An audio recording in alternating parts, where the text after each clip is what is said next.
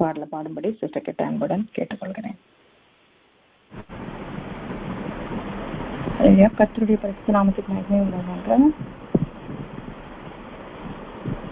நம் ராஜாதி ராஜன் கர்த்தாதி கர்த்தனை போற்றி வாழ்த்துவோம். இந்த பாடல் அனைவருக்கும் தெரிந்ததாக இருக்கும் என்று நம்புகிறேன். என்னோட சேர்ந்து பாடும்படி அன்புடன் கேட்டுக்கொள்கிறேன்.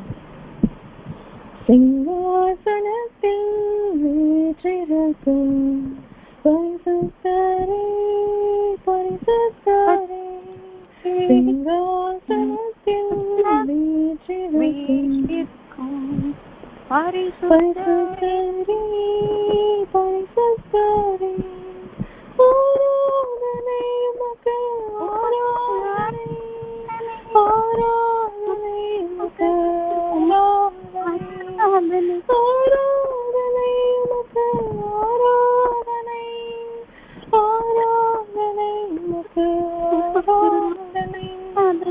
கேருபீன்கள் சேராவின்கள் போற்றிடும் எங்கள் பரிசுத்தரே, கேருபீன்கள் சேராவின்கள் போற்றிடும் எங்கள் பரிசுத்தரே, ஆராதனை உமக்கு ஆராதனை ஆராதனை உமக்கு ஆராதனை ஆராதனை உமக்கு ஆராதனை ஆராதனை உமக்கு ஆராதனை. ஆதியும் அந்தமுமானவரே, அல்பாதிகமானவரே, ஆதியும் அந்தமுமானவரே, அல்பாதிகமானவரே, ஆராதனை உமக்கு ஆராதனை ஆராதனை உமக்கு ஆராதனை ஆராதனை உமக்கு ஆராதனை ஆராதனை உமக்கு ஆராதனை. இஸ்ரவேலே கர்த்தரை நம்பு, கர்த்தரை நம்பு, கர்த்தரை நம்பு, இஸ்ரவேலே கர்த்தரை நம்பு, கர்த்தரை நம்பு, இஸ்ரவேலே அவரும் துணையும் கேடகமானவர். பூனையிலிருந்து தூக்கி விடுவார், குப்பையிலிருந்து உயர்த்திடுவார், பூனையிலிருந்து தூக்கி விடுவார், குப்பையிலிருந்து உயர்த்திடுவார். பிரபுக்களோடும் ராஜாக்களோடும் உட்கார செய்பவர் உனக்கு உண்டு. பிரபுக்களோடும் ராஜாக்களோடும் உட்கார செய்பவர் உனக்கு உண்டு. இஸ்ரவேலே கர்த்தரை நம்பு, கர்த்தரை நம்பு, கர்த்தரை நம்பு, இஸ்ரவேலே கர்த்தரை நம்பு, அவரும் துணையும் கேடகமானவர். அவரை விட்டு விலகுவதில்லை, அவரை என்றும் கைவிடுவதில்லை, அவரை விட்டு விலகுவதில்லை, அவரை என்றும் கைவிடுவதில்லை. உள்ளம் கையில் வரைந்தவர் அவர் உன்னை என்றும் மறப்பதில்லை. உள்ளம் கையில் வரைந்தவர் அவர் உன்னை என்றும் மறப்பதில்லை. இஸ்ரவேலே கர்த்தரை நம்பு, கர்த்தரை நம்பு,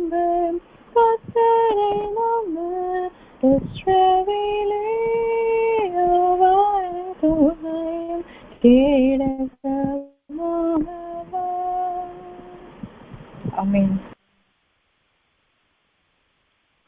ஆமென். ஹல்லேலூயா. அந்த ஆசீர்வாதத்துக்கு அவர்களுக்காக துதிப்போம். தொடர்ந்து செய்திக்காக சிஸ்டர் அனு ஜாக்கு நம்மளோட கூட எல்லாம் இருக்காங்க. பரிசுத்த ஆவியானவர் பேசும்படியாக தொடர்ந்து விசேஷமாக சிஸ்டருக்காகவும் சிஸ்டர் பெண்ணு அவங்க குடும்பத்துக்காகவும் தொடர்ந்து நாம் ஜெபிப்போம். செய்தி கொடுக்கும்படியாக சிஸ்டர் அனு கிட்ட அன்புடன் கேட்டுக்கொள்கிறேன். Sister Anu. Praise the Lord. Hallelujah. நன்றி கர்த்தருக்கே நன்றி. ஹல்லேலூயா. ஸ்தோத்திரம். இந்த நல்ல நேரத்துக்காக ஆண்டவருக்கு நன்றி செலுத்துகிறேன். இன்று தியானத்துக்காக நாம் பார்க்க போகிற விஷயம் I can tell God is my strength. அவர் கர்த்தர் என்னோட பலனாக இருக்கிறார் என்று நான் என்றும் சொல்லுவேன். அதான் எப்பொழுதுமே நமக்குள்ள நம்ம சொல்ல வேண்டும், கர்த்தர் தான் என்னோட பலமாக இருக்கிறார், கர்த்தர் தான் எனக்கு வலிமையாக இருக்கிறார். அது எப்பொழுதுமே நம்ம சொல்லும்படியாக ஐ கேன் டெல் தட், அப்படி சொல்லும்படியாக நான் இந்த வசனங்களை வாசிக்க போகிறேன். இது சங்கீதம் 20, Psalms 20. இது நமக்கு நன்றாக நமக்கு தெரியும். இப்ப இந்த நாள்ல இந்த அதிகாரத்தை நம்ம தியானித்து பார்க்கலாம். இது நமக்கு எல்லாருக்கும் நன்றாக தெரிகிற ஒரு சங்கீதம் தான். ஆனா இந்த சங்கீதத்திலே ஆண்டவர் அவர் என்ன நமக்கு செய்கிறாருன்னு சொல்லி தெளிவாக கொடுத்திருக்கிறார். அதுல 10 காரியங்களை ஆண்டவர் தெளிவாக சொல்லுகிறார். அவர் என்னெல்லாம் நமக்கு செய்வார். அப்ப இப்படி செய்கிற ஆண்டவர் தான் நம்மளோட சக்தி. இப்பேற்பட்ட ஆண்டவர் தான் எனக்கு பலமாக இருக்கிறார், எனக்கு வலிமை தருகிறார். அப்ப God is my strength. இதனாலதான். அப்ப அது நம்ம முதல் வசனத்தை நான் வாசிக்கிறேன். அந்த முதல் வசனத்திலே 2 காரியங்களை ஆண்டவர் நமக்கு செய்கிறான்னு சொல்லி தந்திருக்கிறார். அது சங்கீதம் 20 முதல் வசனம், 20ஆம் அதிகாரத்துல முதல் வசனம் ஆபத்து நாளிலே கர்த்தர் உமது ஜெபத்தை கேட்பாராக, யாக்கோபின் தேவனுடைய நாமம் உமக்கு உயர்ந்த அடைக்கலமாக இருக்கிறது. அப்ப எப்படின்னா கர்த்தர் நம் ஜெபத்தை கேட்பாராக. அப்ப இதுல என்ன ஆண்டவர் நமக்கு செய்கிறார்னா அவர் ஜெபத்தை கேட்பவர். அப்ப அதுதான் முதல் காரியம். இது நமக்கு ஆண்டவர் நமக்கு செய்கிற காரியங்கள். இது மாதிரி 10 காரியங்களை குறித்து தான் நான் சொல்ல போகிறேன். அப்ப இந்த 10 காரியங்கள் ஆண்டவர் நமக்காக செய்கிறாருன்னு சொல்லும் போது அப்ப நமக்கு என்ன தருகிறார்னா ஒரு சக்தியை தருகிறார். ஏன்னா நம்ம தனியாக இல்லை, இந்த உலகத்துல நம்ம தனியாக இல்லை. ஆண்டவர் நம்ம கூட இருக்கிறார். நான் இன்னென்ன காரியங்களை ஆண்டவர் நமக்கு செய்வார்னு சொல்லி தெளிவாக அவரே சொல்லுகிறார். அப்ப அவர் என்னன்னா ஜெபத்தை கேட்கிறார். சில நேரங்கள்ல நாம நினைப்போம், ஐயோ என் ஜெபத்தை ஆண்டவர் கேட்கிறாரா? ஏதோ நான் ஜெபிச்சுட்டே இருக்கிறேன், எல்லா நாளும் ஜெபிச்சுட்டே இருக்கிறேன். உறங்கும் போது உறங்க போகிற நேரத்துல நான் ஜெபிக்கிறேன், உறங்கி எழுந்த உடனே நான் ஜெபிக்கிறேன், மாலை நேரத்துல ஜெபிக்கிறேன், மத்தியான வேளையில நான் ஜெபிக்கிறேன். ஆண்டவர் என் ஜெபத்தை கேட்கிறாரா? அப்படி நாம நினைக்கிறோம். அவர் கேட்கிறார், நம் ஜெபத்தை கேட்கிறார். அவர் கேட்கிறார், ஆண்டவர் நம்ம ஜெபத்தை கேட்கிறார். அது மாத்திரம் இல்லாமல் அவர் நம் வாழ்க்கையில கிரியை செய்ய ஆரம்பித்திருக்கிறார். அது ஒரு வேளை நமக்கு அது பார்க்க முடியாது. அவர் நமக்கு செய்கிற காரியங்கள் இந்த நேரத்துல நமக்கு தெரியாது. ஆனா அது எல்லாமே செய்து முடித்து அந்த ஆசீர்வாதம் நம்ம கருத்தில் வரும்போதுதான் நமக்கு தெரியும், ஆண்டவரே இவ்வளோ நாள் நீர் எனக்காக இது செய்தீரா? அப்பதான் நமக்கு தெரிய வரும், இது ஆண்டவர் எனக்காக செய்தார். இதற்கு நான் ஒரு சாட்சியாக என்ன சொல்லணும்னா, எனக்கு நான் இந்தியாவில் இருக்கும்போது ரொம்ப பிஸியா இருந்தேன். வேலைக்கெல்லாம் போயிட்டு இருக்கிறது, அதுக்கப்புறம் வேலைக்கு முடிச்சு வீட்டுக்கு வந்த உடனே இந்த பிள்ளைகளை நான் ஒரு டியூஷன் மாதிரி நடத்திட்டு இருந்தேன், பிள்ளைகளுக்கெல்லாம் டியூஷன் சொல்லிட்டு இருந்தேன். அப்போ அது மாதிரி காரியங்கள் மினிஸ்ட்ரிக்கு வந்து சர்ச்சில் வந்து எங்களுக்கு கேர் செல் மாதிரி எல்லா புதன்கிழமை இருந்தது ஓரோ வீடுகள்ல. அதுல வந்து நான் லீடரா இருந்தேன். அப்போ அதற்கு வந்து போய் அந்த லீடர்ஷிப் எல்லாம் பண்ணிட்டு அதுக்கப்புறம் புதன்கிழமை அப்படி பிஸியா இருக்கும். அப்புறம் இந்த வீக்கெண்ட் எல்லாம் வந்து நான் பல ஊழியங்களுக்காக, நாங்க சர்ச்சிலே வந்து பல ஊழியங்கள் இருக்கு, அதுல எல்லாம் போயிட்டே இருப்பேன்.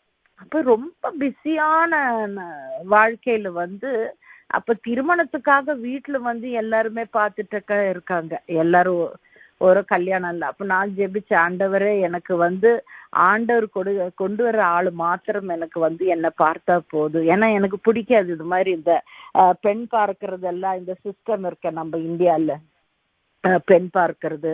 அப்ப அது எனக்கு பிடிக்கல, அந்த சிஸ்டமே எனக்கு பிடிக்காது.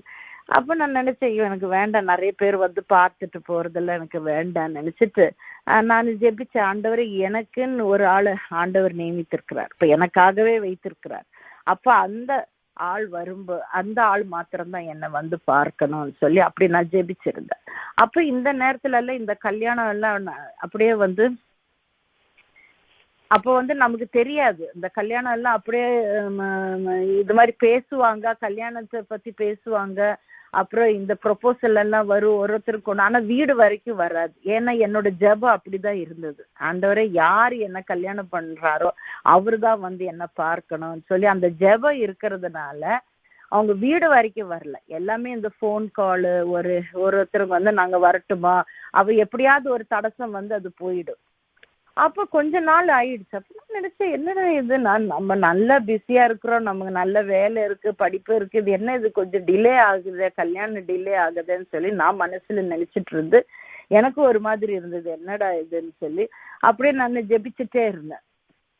என்ன ஆண்டவரே, இன்னுமே நமக்கு ஆண்டவர் இன்னுமே எனக்கு இந்த கல்யாண காரியங்கள் வந்து இப்படி தள்ளி போட்டுட்டே இருக்கேன்னு சொல்லி நான் ஜெபிச்சுட்டு இருக்கும்போது, ஆனா எனக்கு தெரியல ஆண்டவர் கிரியை செய்ய ஆரம்பிச்சிருக்கிறாருன்னு எனக்கு தெரியாது. ஆரம்பிச்சது மாத்திரம் இல்லை, என்னோட பிரார்த்தனை அது மாதிரி தான் இருந்திருக்கு, வேற யாருமே வரக்கூடாது, வேற யாருமே வந்து பார்க்க கூடாதுன்னு சொல்லி அப்படி இருந்ததுனால ஆண்டவர் வந்து என் ஜெபத்துக்கு ஏத்த மாதிரியே கரெக்டா என்னோட ஹஸ்பண்ட் மாத்திரம் தான் என்னை ஃபர்ஸ்ட் வந்து பார்த்துருக்கிறார். அப்படி அந்த கல்யாணம் நடந்திருக்கு. ஆனா அந்த நேரம் இருக்குல்ல, அது கொஞ்சம் டிலே இருக்குல்ல, அந்த டிலேல வந்து எனக்கு ரொம்ப கஷ்டமாயி போயிடுச்சு. என்னடா இது, நமக்கு ஒரு குறவும் இல்லையே, ஏன் இது இவ்வளவு டிலே ஆகுது, இந்த கல்யாணம் ஏன் டிலே ஆகுதுன்னு சொல்லி அப்ப நம்ம ஜெபிக்கிறோம், நான் ஜெபத்திற்கு வந்து அந்த பதில் நமக்கு கிடைக்கிறது இல்லை. அதுக்கப்புறம் நம்ம ரொம்ப கவலையா இருக்கும்போது ஆண்டவர் வந்து அந்த பதில் கொடுத்திருக்கிறார், இப்படி எல்லாம் நடக்கும், நல்லதான் நடக்கும் நல்லா. ஆனால் நமக்கு ஒண்ணுமே தெரியல, அது எப்ப நடக்க போகுது, எந்த நாள்ல நடக்க போகுதுன்னு ஒன்றும் தெரியாது. அப்ப அந்த பீரியட் வந்து இப்ப எவ்வளோ வாலிப பிள்ளைகள் கூட அந்த பீரியட் கடந்து போயிருப்பாங்க, எல்லாருமே அந்த பீரியட் கடந்து ஆனா கொஞ்ச நாள் இப்படி தள்ளி போகும்போது நம்ம நினைக்கிறோம், ஐயோ ஆண்டவரே என்னோட ஜெபத்தை நீர் கேட்கிறீரா, என்ன இது ஒரு பதில் இல்லாம இருக்கு. ஆனா ஆண்டவர் வந்து செய்துட்டே இருக்கிறார், அந்த கிரியை செய்துட்டே இருக்கிறார். அதனாலதான் என்னோட ஹஸ்பண்ட் சொல்லும் போது கூட அவரு கூட சொன்னாரு, அவருக்கு ஏன் டிலே ஆயிடுச்சுன்னு அவர் நினைச்சிட்டு இருந்தாரு, அவருக்கும் டிலே ஆயிடுச்சு. அப்ப அவர் நினைச்சாரு, இது என்ன இது, அவருக்கு நல்ல வேலை இருக்கு, எல்லாம் இருக்கு, ஆனா வந்து கல்யாணம் டிலே ஆயிடுச்சு. அப்போ இதெல்லாம் ஆண்டவர் தான் இது கிரியை செய்திருக்கிறாரு. எப்படி அவர் எந்த நேரத்துல அவரை நம்ம 2 பேரை இணைக்கணுமோ அந்த நேரத்தை வந்து ஆண்டவர் குறித்து வைத்திருக்கிறார். அதனால நம்ம வாழ்க்கையில வந்து சில காரியங்கள் வந்து ஆண்டவர் ஒரு நேரத்தை ஆண்டவர் நமக்கு குறித்து வைத்திருக்கிறார். அப்ப இந்த முதலாவது வசனத்துல வந்து நம்ம 2 காரியத்தை பார்த்தோம். ஆண்டவர் வந்து ஜெபத்தை கேட்கிறார், அதற்கப்புறம் ஆண்டவர் என்ன நமக்கு செய்கிறார்னா வாசிக்கலாம், நீங்க பாருங்க, ஆபத்து நாளிலே கர்த்தர் உமது ஜெபத்தை கேட்கிறார். அப்ப ஆபத்து நாள்ல ரொம்ப சோர்ந்து போகிற நாட்கள், நம்ம எல்லா தினமும் நம்ம ஜெபிச்சுட்டு இருக்கோம், ஆனா நம்ம ரொம்ப சோர்ந்து போய் ரொம்ப ஆபத்துல இருக்கிறோம், இக்கட்டான நிலைமையில இருக்கிறோம், அல்லெல்லாம் வியாதியில இருக்கிறோம், வேதனை சகிக்க முடியாமல் இருக்கிறோம். அப்ப அப்படிப்பட்ட நேரத்துல எல்லாம் ஆண்டவர் என்ன சொல்லுகிறாருன்னா, நான் உன்னோட ஜெபத்தை கேட்கிறேன். அப்ப யாக்கோபின் தேவனுடைய நாமம் உமக்கு உயர்ந்த அடைக்கலமாவதாக. அப்போ அவரோட நாமம், யாக்கோபின் தேவனுடைய நாமம், ஆண்டவரோட நாமம் வந்து நமக்கு அடைக்கலமாக. அப்போ அவர் தான் நமக்கு அடைக்கலம் தருகிறார், அவர் தான் நமக்கு ப்ரொடெக்ஷன் தருகிறார். அப்ப இதுல வந்து 10 things நம்ம இந்த வேர்ஸ்ல பாக்குறோம். we are looking into 10 points in Psalms 20. The first point is he answers our prayers. In the very first verse we see he answers our prayers and he protects us. நமக்கு அடைக்கலம் தருகிறார். அதுக்கப்புறம் இந்த 2வது வசனத்துல பார்க்கிறோம், அவர் பரிசுத்த ஸ்தலத்தில் இருந்து உமக்கு ஒத்தாசை அனுப்பி சியோனிலிருந்து உம்மை ஆதரிப்பாராக. அப்போ நமக்கு என்ன தருகிறார்னா, அவர் ஒத்தாசை தருகிறார், நமக்கு சகாயம் தருகிறார். அப்போ நமக்கு என்னெல்லாம் தருகிறார்னா, அவர் வந்து இந்த இங்கிலீஷ்ல கூட நீங்க வாசித்து பார்க்கும்போது he is giving us help and grants. அப்போ that's the third point, help, and fourth is grants. அப்ப நமக்கு ஒத்தாசையும் தருகிறார், அதற்கப்புறம் நமக்கு எதிர்பார்க்கிறது. அப்ப நம்ம எதிர்பார்க்கிறோமோ அதை வந்து ஆண்டவர் நமக்கு தருகிறார். அவர் பரிசுத்த ஸ்தலத்திலிருந்து உமக்கு ஒத்தாசை அனுப்பி சியோனிலிருந்து உம்மை ஆதரிப்பாராக. அதுதான் அந்த இங்கிலீஷ்ல வந்து கிராண்ட்னு சொல்லி இருக்கிறார். அப்போ நமக்கு அவர் நம்மை உயர்த்துகிறார், அவர் நமக்கு தர வேண்டிய காரியங்களை அவர் தருகிறார். அப்ப 3வது வசனத்துல பார்க்கிறோம், நீர்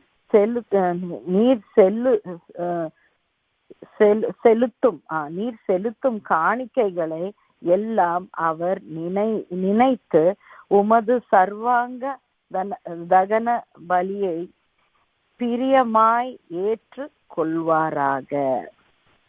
அப்போ நம் பலியை வந்து ஆண்டவர் ஏற்றுக்கொள்கிறார். அப்ப நீர் செலுத்தும் காணிக்கைகளை, அப்ப நாம் செலுத்தும் காணிக்கைகள் அது மாத்திரம் இல்லாம நம்மளோட பலியை கூட அவர் வந்து ஏற்றுகிறார். அப்போ இதுதான் நம்ம பார்க்கிற காரியம். இந்த 3வது வசனத்துல வந்து இங்கிலீஷ்ல நான் சொல்லும் போது remembers, he accepts the sacrifice. So first point, the answer, protect, help, grant, and then remember, accepts. So 6 points நம்ம இங்க பார்க்கிறோம். அப்போ அவர் நினைவு கூறுகிறார். அப்ப நம்மோட காணிக்கை வந்து அவர் நினைத்து பார்க்கிறார். அதற்கப்புறம் அவர் நம்ம செலுத்துகிற ஒவ்வொரு காரியத்தை வந்து அவர் ஏற்றுக்கொள்கிறார்.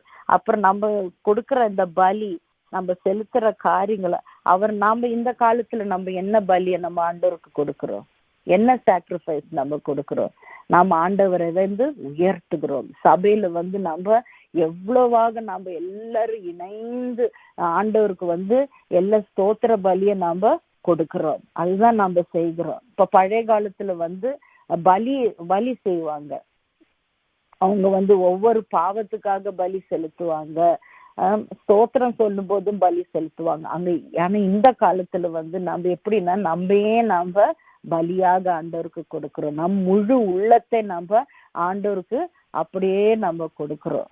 அப்ப நம்ம கொடுக்கும்போது எப்படி நம்ம கொடுக்கணும்னா சுத்தமாக இருக்கணும்.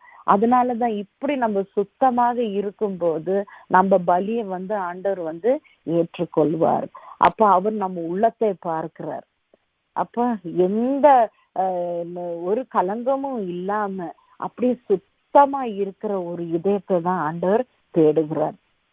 அப்போ நம்ம என்னன்னா நம்ம உள்ளத்துல இருக்கிற எல்லா வெறுப்புகளையும் விட்டு எல்லா பாவங்களையும் விட்டு விட்டு ஆண்டவர்கிட்ட மன்னிப்பு கேட்டு அப்ப அந்த பலியை நம்ம ஆண்டவருக்கு வேண்டி செலுத்தும் போது, நம்ம ஸ்தோத்திர பலியை ஆண்டவருக்கு வேண்டி செலுத்தும் போது, பாடல்களை பாடும்போது, ஆண்டவரை உயர்த்தும் போது, நன்றி செலுத்தும் போது என்ன ஆகிறதுன்னா ஆண்டவர் அதை ஏற்றுக்கொள்கிறார். ஏற்றுக்கொள்கிறது மாத்திரம் அல்லாமல் அவர் அதை நினைவு கூறுகிறார். அப்ப இப்படி எல்லாம் பண்ணுகிற ஆண்டவர் தான் நமக்கு வலிமையை தருகிறார். அப்ப நமக்கு எங்கேருந்து அந்த வலிமை வருதுன்னா இப்படி எல்லாம் செய்கிற ஆண்டவர் நம் வாழ்க்கையில் இருக்கும்போது நமக்கு அந்த வலிமையை ஆண்டவர் தருகிறார். 4வது வசனம் அவர் உமது மன விருப்பத்தின்படி உமக்கு தந்தருளி உமது ஆலோசனைகளை எல்லாம் நிறைவேற்றுவராக. அப்ப நம் மன விருப்பத்துக்கு ஏற்ற மாதிரியே நமக்கு தருகிறார். நம்ம ஆலோசனையும் அவர் நிறைவேற்றுகிறார். அப்போ நமக்கு என்னன்னா நம்ம மன விருப்பம் தான் நம்ம ஜெபத்துல ஆண்டவர்கிட்ட சொல்லுகிறோம். நம்ம மன விருப்பத்தை அப்படியே நம்ம கொட்டுகிறோம் ஆண்டவரோட பாதத்துல. அது மாத்திரம் அல்ல, நம்ம ஆலோசனைகளும் நம்ம எவ்வளோ தீர்மானங்கள் எல்லாம் எடுக்கும். இதெல்லாம் ஆண்டவருக்கு நன்றாக தெரியும். எல்லாமே ஆண்டவருக்கு நன்றாக தெரியும். ஆனா அவர் ஒவ்வொரு சமயத்தை குறித்து பார்க்கிறார். எந்த நேரத்துல அது செய்யணும், எந்த நேரத்துல அது நமக்கு நன்மையாக இருக்கும். ஆனா நமக்கு அது தெரியாது. நம்ம அவரோட பிள்ளைகளா இருக்கும்போது நமக்கு தெரியாது. இப்ப நம்ம பெற்றோர்கிட்ட கூட நம்ம ஏதாவது ஒரு காரியங்கள் எல்லாம் நமக்கு அது வேணும் இது வேணும்னு எல்லாம் சொல்லும் போது பெற்றோருக்கு தெரியும் இந்த பிள்ளைகளுக்கு எந்த வயதுல உங்களுக்கு கொடுக்கணும், இந்த காரியம் எந்த வயதுல அவங்களுக்கு அது பிரயோஜனமாக இருக்கும் சொல்லிதான் அவங்களும் அதுக்கு ஏற்ற மாதிரி தருவார். அதே மாதிரி ஆண்டவர் நமக்கு தர வேண்டிய ஆசீர்வாதங்கள் எல்லாம் அவர் அந்த நேரத்துக்கு ஏற்ற மாதிரி தருவார். அப்ப அவர் என்ன பண்றாருன்னா நம்ம விருப்பத்தை அவர் பார்க்கிறார், மன விருப்பத்தை பார்க்கிறார். நம்ம ஆலோசனை நம்ம என்ன சிந்தனை செய்கிறோமோ அது கூட அவர் பார்க்கிறார். எல்லாவற்றையும் அவர் பார்த்து கொண்டுதான் இருக்கிறார். அப்போ இதெல்லாம் நமக்கு தெரிய வரும்போது நமக்கு சோர்ந்து போகலாமா? இல்லை. அப்ப நமக்குள்ளவே நம்ம என்ன சொல்லணும், ஆண்டவர் என்னோட வலிமையாக இருக்கிறார். இதுதான் நம்ம சொல்லணும். ஆண்டவர் தான் என்னோட சக்தி, ஆண்டவர் தான் என்னோட பலம். அப்ப இதுதான் நமக்குள்ள சொல்லணும். ஏன்னா என் ஆண்டவர் என் ஜெபத்தை கேட்கிறார். என் ஆண்டவர் என் ஆலோசனை கூட தெரிந்து வைத்திருக்கிறார். அவர் எனக்கு சகாயம் பண்ணுவார். அவர் என்னோட பலியை ஏற்றுக்கொள்கிறார். அப்ப நாம ஆராதிக்கிறது ஜெபிக்கிறது இது எல்லாத்தையும் ஆண்டவர் ஏற்றுக்கொள்கிறார். அப்ப இதெல்லாம் நாம ஆண்டவர் செய்கிறாரு சொல்லி நினைக்கும் போது நம்ம சோர்ந்து போக வேண்டிய அவசியமே இல்லை. சோர்ந்து போகவே வேண்டாம். அடுத்தது வாசிப்போம். இனி 6, 7, 8, 9 யாராவது ஒருத்தர் வாசிங்க. சங்கீதம் 20. யெகோவா அபிஷேகம் செய்தவரை காப்பாற்றுகிறார் என்பதை இப்பொழுது அறிந்திருக்கிறேன். தமது வலது கை ரட்சிப்பின் வல்லமைகளை காண்பித்து தமது பரிசுத்த வானத்திலிருந்து அவருடைய விண்ணப்பத்திற்கு பதில் கொடுப்பார். 7 சிலர் ரதங்களை குறித்தும் சிலர் குதிரைகளை குறித்தும் மேன்மை பாராட்டுகிறார்கள். நாங்களோ எங்கள் தேவனாகிய யெகோவாவுடைய பெயரை குறித்தே மேன்மை பாராட்டுகிறோம். அவர்கள் அப்புறம் வாசிக்கல 8, 9. அப்ப இந்த 6, 7 ரொம்ப நல்ல வசனங்கள். நம்ம மனப்பாடமாவே சொல்லலாம், நம்ம உள்ளுக்குள்ளே நம்ம ஏற்றுக்கொள்ளலாம். எப்படின்னா கர்த்தர் நம் அபிஷேகம் பண்ணினவரை, அப்ப கர்த்தர் நம்மை அபிஷேகம் பண்ணணும். நம்ம அபிஷேகம் பண்ணவர்கள் தான். அப்ப அபிஷேகம் பண்ணவர்களை எப்படி அவர் வைத்திருக்கிறார்னா அவர் அவரோட வலங்கரத்தில் என்ன சொல்லியிருக்கிறன்னா தமது வலது கரம் செய்யும் ரட்சிப்பின் வல்லமைகளை காண்பித்து அவருடைய ஜெபத்தை கேட்பார். அப்போ எப்படின்னா அவரோட வலது கை, அப்ப அவரோட வலது கையின் வல்லமை அவரோட வலது கையின் வல்லமையை நமக்கு தருகிறார். அதை வைத்து நம்ம அவர் எப்படின்னா அவர் நம்ம ஜெபத்தை கேட்பார். அப்படிப்பட்ட ஒரு ஒரு ஒரு ப்ராமிஸ் நமக்கு கொடுத்திருக்கிறார். அப்படிப்பட்ட ஒரு ப்ராமிஸ் நமக்கு தந்திருக்கிறார். அவர் நம்ம ஜெபத்தை கேட்கிறார். அது எப்படிப்பட்டவர்? நாம அவரினால் அபிஷேகம் பண்ணவர்கள். அப்ப அபிஷேகம் பண்றவர் யாரு? ஆண்டவர் தான் நம்மை அபிஷேகம் பண்ணியிருக்கிறார். அதனாலதான் இந்த பாயிண்ட்ஸ் நம்ம பார்க்கிறோம். நம்ம இவ்வளவு நேரம் பார்த்தது பதில் தருபவர், அதுக்கப்புறம் பாதுகாப்பவர், நமக்கு அடைக்கலமாக இருக்கிறார். அப்ப அது ரெண்டெண்ணம் பார்த்தோம் நம்ம. அப்புறம் மூணாவது நமக்கு உதவி செய்கிறார், நமக்கு நம்மை ஆதரிப்பார், அது நாலாவது. ஆறாவது நினைவு கூறுகிறார், அப்புறம் ஏற்றுக்கொள்வார். அப்ப நாம் செய்கிறதெல்லாம் அவர் நினைவு கூறி நம்மை ஏற்றுக்கொள்கிறார். அதுக்கப்புறம் ஏழாவது எட்டாவது நம்ம என்ன பார்க்கிறோம்னா அவர் கொடுப்பார். நாம கேட்கிற காரியங்களை அவர் நமக்காக கொடுக்கிறார். ஏன்னா நம்ம ஜெபிக்கிறதும் நம்ம நினைவில் இருக்கிறதும் எல்லாவற்றை அவர் அறிந்து கொண்டு அதற்கு ஏற்ற மாதிரி அவர் நமக்கு தருகிறார். அப்புறம் நமக்கு நிறைவேற்றுவார். நமக்கு எல்லா காரியங்களையும் அவர் நிறைவேற்றுவார். அதுதான் நம்ம பார்த்தோம். அவர் நமது வலது கரம், அவரோட வலது கரத்தின் சக்தியாலே நமக்கு நிறைவேற்றுவார். அதுவும் அபிஷேகம் பண்ணவர்களுக்கு. அப்ப அவர் தான் நமக்கு அபிஷேகத்தை பண்ணுகிறார். அதுதான் 9வது காரியம். அவ கடைசியில வர காரியம் ரட்சிக்கிறவர், நமக்கு ரட்சிப்பை தருகிறார். அது 10வது காரியம்.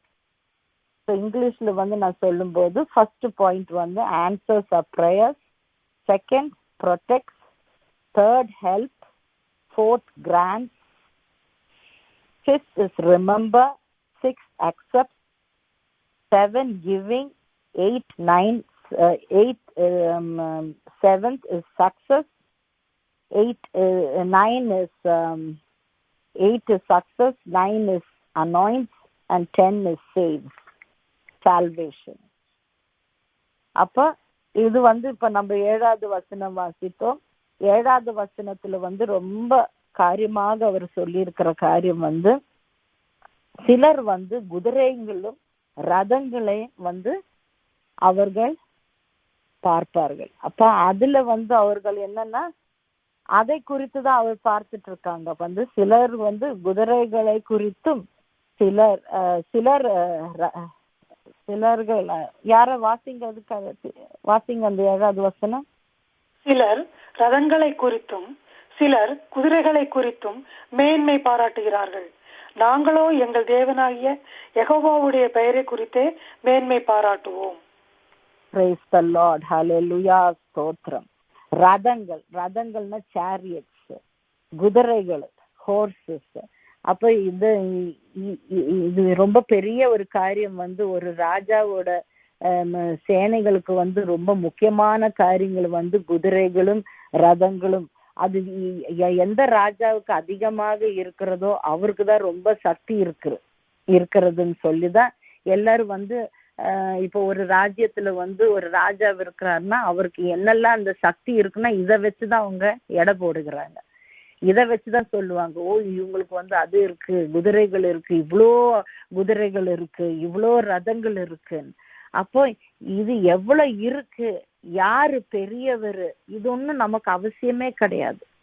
நம்ம ஒரு கஷ்ட காலத்தில் இருக்கும்போதோ எனக்கு என்னோட சொந்தக்கார எல்லாம் வெளியூர்ல இருக்காங்க, எனக்கு வேண்டப்பட்டவங்க எல்லாம் வெளியூர் இருக்காங்க, என்னோட அண்ணன் தம்பி எல்லாம் ரொம்ப படிச்சவங்க, லாயராக இருக்காங்க, டாக்டராக இருக்கிறாங்க. ஆனா ஒரு கஷ்டம் வரும்போது இவங்கெல்லாம் இருக்கலாம், கரெக்டு தான், அவங்க எல்லாம் சகாயம் பண்ணுவாங்க. ஆனா சில இடத்துல யார் இருந்தாலும் முடியாது, யார் இருந்தாலும் நமக்கு முடியாது. சில இடத்துல இப்ப எவ்வளோ வியாதிகள் இருக்கு, எவ்வளோ டாக்டர்ஸ் இருந்தாலும் சரி, எவ்வளோ பணம் இருந்தாலும் சரி, யாரெல்லாம் இருந்தாலும் சரி, ஆனாலும் ஒண்ணுமே செய்ய முடியாது. அந்த வியாதியோட பேர் கூட வாயில கூட நுழையாது. அப்படிப்பட்ட காரியங்கள் இருக்கலாம். அப்ப இதுல விடுதலை உண்டா? இந்த வியாதியிலிருந்து எனக்கு விடுதலை கிடைக்குமா? நான் வாழ்வேனா? அப்படி ஒரு கேள்வியாக இருக்கும். அப்ப எவ்வளோ சூழ்நிலைகள், அது மாதிரி எவ்வளோ சூழ்நிலைகள் இருக்கு. இதெல்லாம் பார்க்க வேண்டிய அவசியமே இல்லை. ரதங்களை பார்க்க வேண்டிய அவசியம் இல்லை, குதிரையை பார்க்க வேண்டிய அவசியம் இல்லை. ஆனா ஆண்டவரை மாத்திரம் குறித்து நாம மேன்மை பாராட்ட வேண்டும். ஆண்டவரை குறித்து தான் நம்ம புகழ்ச்சி கொடுக்க வேண்டும். ஏன்னா ஆண்டவரால தான் என்னை ரட்சிக்க முடியும். என்னோட கஷ்டங்கள் இருந்தெல்லாம் எனக்கு விடுதலை தருகிறது ஆண்டவர் தான். எனக்கு யாரெல்லாம் இருந்தாலும் சரி, என்னெல்லாம் இருந்தாலும் சரி, இதெல்லாம் ஒன்றும் செய்ய போறது இல்லை. இப்ப சிலவங்க நண்பரா உங்களுக்கு நண்பர்கள் ரொம்ப பணக்காரா இருந்தா அவங்களுக்கு ரொம்ப பிடிக்கும். ஐயோ இவங்க கூட நம்ம நண்பரா இருந்தா ரொம்ப நல்லதா இருக்கும், நமக்கு என்ன இருந்தாலும் அவங்க இருப்பாங்க சொல்லி அப்படி பணக்காரங்களை பார்த்து சிலவங்க ரொம்ப நண்பராக இருக்க ரொம்ப விரும்புவாங்க. நிறைய பேர் பணம் உள்ளவங்களை பார்க்கும்போது இவங்க கூட நம்ம கூட பேசலாம், அவங்க கூட நமக்கு நட்பு வைக்கலான்னு சொல்லி யோசிப்பாங்க. ஆனா வைக்கிறதுல குற்றம் ஒன்றும் கிடையாது. ஆனா அந்த ஆலோசனையில நம்ம வைக்க வேண்டிய அவசியம் இல்லை. ஏன்னா எல்லாத்துக்கும் மேலாக நமக்கு ஏற்ற பெரிய ஒரு நண்பன் யாருன்னா கர்த்தர் தான் நம்மளோட நண்பர். ஆனா அதை வைத்து நம்ம நண்பனாக இருக்கிறதுக்கு ஒன்றும் குற்றமே கிடையாது. ஆனா அப்படிப்பட்ட ஒரு ஆலோசனை நமக்கு தேவையில்லை. நமக்கு இதை குறித்து நம்ம நினைக்கவே வேண்டாம். கர்த்தரை குறித்து மாத்திரம் நம்ம நினைத்தா போதும். கர்த்தர் நம்மோடு இருக்கிறார், எந்த நேரத்திலும் இருக்கிறார், எந்த வேளையிலும் இருக்கிறார். யார் நமக்கு இல்லாமல் போனாலும் ஆண்டவர் நமக்கு இருக்கிறார். அப்புறம் கடைசியாக 8-9 வசனத்தை வாசிங்க. அவர்கள் முறிந்து விழுந்தார்கள், நாங்களோ எழுந்து நிமிர்ந்து நிற்கிறோம். 9 யெகோவாவே ரட்சியும், நாங்கள் கூப்பிடுகிற நாளிலே ராஜா எங்களுக்கு செவி கொடுப்பாராக. Praise the Lord. Hallelujah. ஸ்தோத்திரம். அப்ப அவர்கள் முறிந்து விழுந்தார்கள். அப்ப சத்ரு விழுந்து விடும். ஆனா ஆண்டவரோட பிள்ளைகள் எப்பொழுது நிமிர்ந்து நிற்பார்கள். அப்ப நம்மை ஆண்டவர் எப்பொழுது நிமிர்ந்து நிற்பார், நிமிர்ந்து நிறுத்துவார். நம்ம விழுந்து போகவே மாட்டோம். நம்ம நினைப்போம் ஐயோ எல்லாமே முடிஞ்சு போச்சு, இனிமேல் என்ன இருக்கு நடக்கிறதுக்கு, இது இன்னைக்கு சரியாகும் நாளைக்கு சரியாகும்னு சொல்லிட்டு ஒண்ணுமே நடக்கலையே, இனி எல்லாம் முடிஞ்சு போச்சுன்னு அப்படி நம்ம மனசுல கூட நினைக்க வேண்டிய அவசியமே இல்லை. இதெல்லாம் நாம ஆண்டவர் கொடுத்திருக்கிற இந்த வசனங்களை நம்ம அப்படியே ஏற்றுக்கொள்ளணும். ஆண்டவர் என்னோட வாழ்க்கையில எனக்கு துணையா இருப்பார். எனக்கு ரதங்களை நான் பார்க்க வேண்டிய அவசியம் இல்லை, குதிரைகளையும் பார்க்க வேண்டிய அவசியம் இல்லை. எனக்கு என் ஆண்டவர் தான் எனக்கு துணையா இருப்பார். அவர் தான் எனக்கு யாரு இந்த உலகத்தில் இல்லைன்னு எனக்கு ஆண்டவர் இருப்பார். ஆண்டவர் என் ஜெபத்தை கேட்பார். ஆண்டவர் தான் என்னை அபிஷேகம் பண்ணி இருக்கிறார். ஆண்டவர் தான் என்னை பேரிட்டு அழைத்திருக்கிறார். என்னை பிள்ளையாக, அவரோட பிள்ளையாக என்னை பேரிட்டு அழைத்தவர். அதனால நான் ஒரு நாளும் சோர்ந்து போக மாட்டேன், நான் எப்பொழுதும் நிமிர்ந்து நிற்பேன். அப்படி நம்ம நினைச்சு கொள்ள வேண்டும். அப்ப ஒரு நாள் நம்ம விழுந்து போக மாட்டார். அது மாத்திரம் இல்ல, கடைசி வசனத்துல கர்த்தாவே ரட்சியும், நாங்கள் கூப்பிடுகிற நாளிலே ராஜா எங்களுக்கு செவி கொடுப்பாராக. அப்போ நம்ம கூப்பிடுற நாட்கள் எல்லாம் ஆண்டவர் நம்மை செவி கொடுப்பார். அவர் நம்மை ரட்சிக்கிறார்.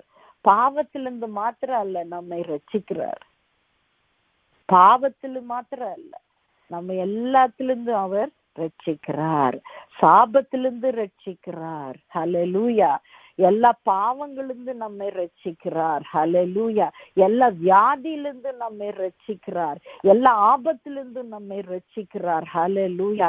நாளை என்ன நடக்கும் நமக்கு தெரியாது, ஆனா ஆண்டவர் எல்லாமே அறிந்திருக்கிறார். நம்ம வாழ்க்கையில ஒவ்வொரு நாளும் என்னெல்லாம் காரியங்கள் நடக்குமோ அது எல்லாவற்றையும் அவர் அறிந்து வைத்திருக்கிறார், எல்லா காரியத்தை. ஹல்லேலூயா. ஸ்தோத்திரம். கடந்த நாட்கள் மாத்திரம் அல்ல, இந்த நாள்லும் எந்த நடக்கிறது, இனி வருகிற நாட்கள் என்ன நடக்க போகிறது, எல்லாவற்றையும் ஆண்டவர் தெரிந்து வைத்திருக்கிறார். நம்மளோட வாழ்க்கையே அவரோட கருத்தில் இருக்கு. அப்பொழுது நம்ம ஏன் சோர்ந்து போக வேண்டும்? சோர்ந்து போக வேண்டிய அவசியமே இல்லை.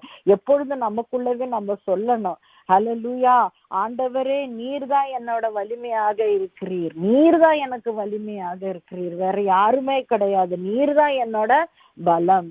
அப்ப we have to tell to ourselves, hallelujah, God is my strength. ஆண்டவர் தான் எனக்கு சக்தி தருகிறார், ஆண்டவர் தான் எனக்கு பலமாக இருக்கிறார். ஹல்லேலூயா, ஸ்தோத்திரம். அதனால் இந்த வசனங்களால் நம்ம ஆண்டவர்கிட்ட நெருங்கி வரணும். ஆண்டவர் நம்ம ஆண்டவரை குறித்து நம்ம தெரிந்து இருக்கிறோம். அவர் என்னெல்லாம் நமக்கு செய்திருக்கிறார், இந்த 10 காரியங்கள் அவர் செய்திருக்கிறாரு. அவர் எப்பொழுதுமே நமக்கு அவர் நினைவு கூறுகிறார். நம்ம செய்கிற ஒவ்வொரு காரியத்தையும் நினைவு கூறுகிறார். நம்ம ஜெபத்தை கூட அவர் கேட்கிறார், நம்ம நினைவுகளை கூட அவர் அறிந்திருக்கிறார். ஹல்லேலூயா.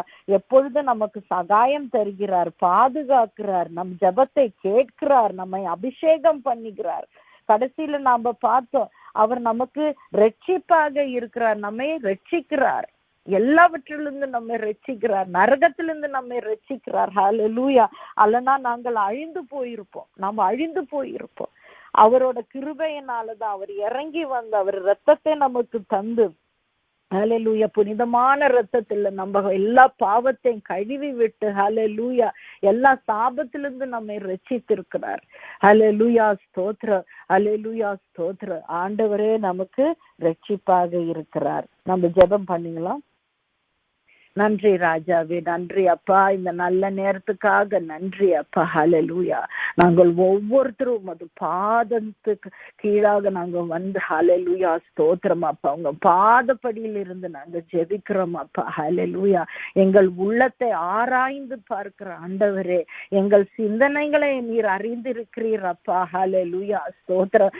எங்கள் பயத்தை நீர் அறிந்திருக்கிறீர் அப்பா. சில நேரங்கள் நாங்கள் சோர்ந்து போகிறோம் அப்பா. ஹல்லேலூயா, அல்லேலூயா. சில விஷயங்களுக்காக நாங்கள் ஜெபிக்கும் போது இது நடக்குமா நடக்காதா என்று, ஹல்லேலூயா, சில நேரங்கள்ல நமக்கு பயத்துல நாங்கள் இருக்கிறோம் அப்பா. ஹல்லேலூயா, அல்லேலூயா. நீர் பெரியவர் அப்பா. நீர் எல்லாவற்றை காட்டிலும் பெரியவர், எல்லா குதிரைகளை காட்டிலும் பெரியவர், ரதத்தினை காட்டிலும் பெரிய, எல்லா ராஜாக்களையும் காட்டிலும் நீர் பெரியவர் அப்பா. ஹல்லேலூயா. நீர் எங்கள் அருகிலே இருக்கும் போது உமது வலது கரத்தின் வலிமையினாலே நாங்க எங்களை விடுவிக்கிறீரப்பா. ஹல்லேலூயா, ஸ்தோத்திரம். ராஜாவே, நீர் எங்களோடு இருக்கிறீரப்பா. எங்கள் ஜெபத்தை கேட்கிறீரப்பா. எந்த நேரத்திலும் நாங்கள் ஜெபிக்கலாம் அப்பா. ஹல்லேலூயா. இரவு நேரத்திலும் மத்தியான வேளையிலும், ஹல்லேலூயா, நாங்கள் வேலை இடத்தில் இருக்கும் போதும் நாங்கள் ஜெபிக்கும் போது, ஹல்லேலூயா, எங்கள் இதயத்தில் நாங்கள் ஜெபிக்கிற ஒவ்வொரு காரியத்தையும் நீர் அறிந்திருக்கிறீரப்பா. உமது பிள்ளைகளை நீர் இவ்வளவாக நேசிக்கிறீரப்பா. அதனாலதான் எங்களை அபிஷேகம் பண்ணிருக்கிறீரப்பா. ஹல்லேலூயா, ஸ்தோத்திரம். எங்களை ரட்சித்து இருக்கிறீர். எல்லா பாவத்திலிருந்தும் சாபத்திலிருந்தும் வியாதியிலிருந்து நீர் எங்களை ரட்சித்து இருக்கிறீர் அப்பா. அல்லேலூயா. இந்த பிரேயர் லைன்ல இருக்கும் ஒவ்வொருத்தரையும் நீர் தொடும் அப்பா. இந்த நேரத்தில் அப்பா, ஓ ரப கபரப ரப ஷபரபரிபி கபரப்பா, விடுதலை நாயகனே நீர் தொடுமப்பா. விடுதலை கொடுமப்பா, சமாதானத்தை கொடுமப்பா. ஹல்லேலூயா, ஸ்தோத்திரம். எல்லா வழக்குகளிலும் விடுதலை நல்குமப்பா. ஸ்தோத்திரம். வீடுகள்ல சமாதானத்தை கொடுமப்பா. ஒருத்தர் அன்போடு இருக்க நீர் உதவி செய்யும் அப்பா. ஹல்லேலூயா. ரத்த கோட்டை மறைத்து கொள்ளும் ராஜாவே. ஒவ்வொருத்தரையும் நீர் ஆசீர்வதியும் அப்பா. இந்த நாட்கள் ஒரு பெரிய அதிசயத்தை இந்த குடும்பங்களுக்காக செய்யும் அப்பா. Thank you Lord. இயேசு கிறிஸ்துவின் நாமத்தில் இந்த ஜெபத்தை கேட்கணும் நல்ல பிதாவே. ஆமென்.